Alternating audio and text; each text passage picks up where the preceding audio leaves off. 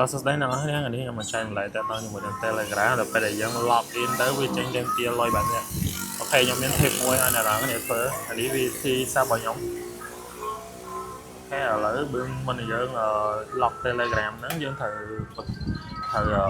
ក Telegram នៅក្នុង Safari សម្រាប់ iPhone សម្រាប់ពួក Android យើងអាចរកតាម Chrome ទៅអានេះខ្ញុំប្រើ Telegram web អូខេ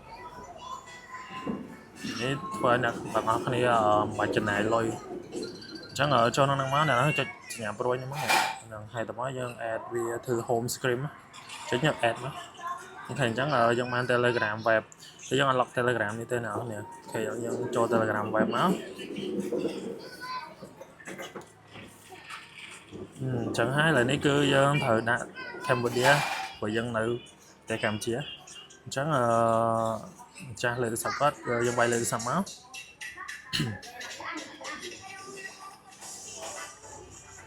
លេខស្អាតដែរគាត់អូខេចុចចឹងមកតើមកវានឹងផ្ញើសារកូដមួយមកឲ្យអ្នកនរគ្នានៅលើ Telegram ដែលយើង lock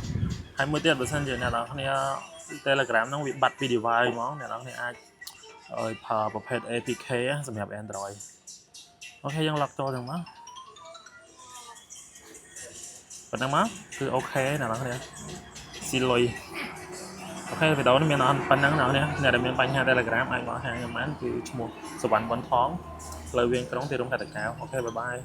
បើគិតថាវីដេអូនេះមានចំណេះដឹងល្អអ្នកនឹងអាច share បានអរគុណ